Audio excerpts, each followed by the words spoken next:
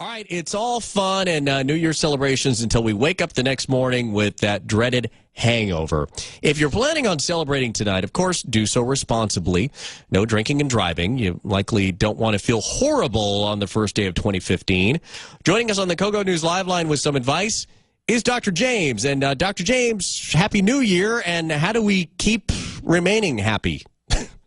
Good morning and Happy New Year. Well, the best way to prevent a hangover is hydrate, hydrate, hydrate. So when you are partaking in that libation, switch between an alcoholic beverage and an 8-ounce glass of water. How often should you and how often should you do that? One drink, one glass for every drink?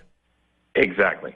One drink, whether it's beer, wine, or liquor, and one 8-ounce glass of water. You can also actually eating something before you go out. Food slows down the absorption of alcohol into the stomach, into the GI tract. So I recommend a high-fiber meal with some healthy fat like salmon or avocado. So a spinach salad with avocado and the grilled salmon is a wonderful pregame meal to prevent a hangover.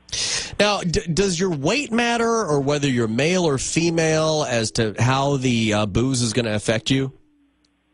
Yeah, well, typically males have more muscle mass than females, and that would slow the absorption of alcohol. So at baseline, males can typically drink more than females if they're the same weight.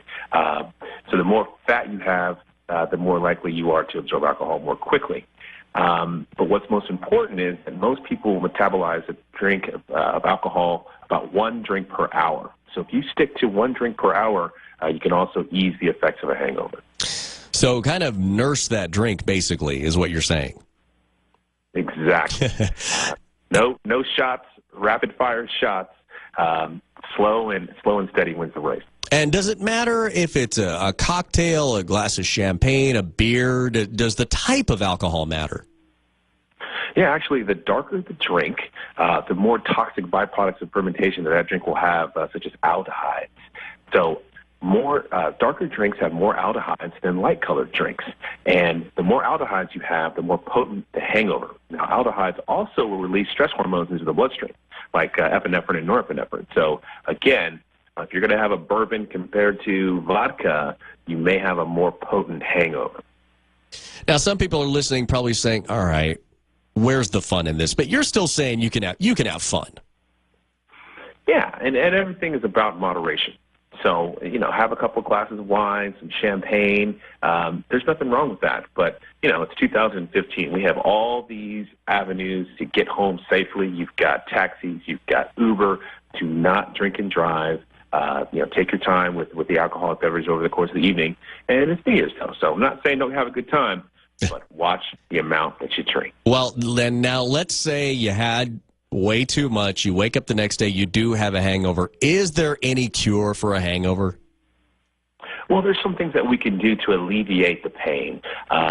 First of all, ibuprofen is a fantastic substance and medication that you can use in the morning. It's a prostaglandin inhibitor. It reduces inflammation, and those aldehydes that I talk about, they actually cause neuroinflammation. So ibuprofen is great for that. You can also exercise, and exercise won't, quote-unquote, help you sweat it out. But what it does do is release endorphins, and those endorphins will make you feel better.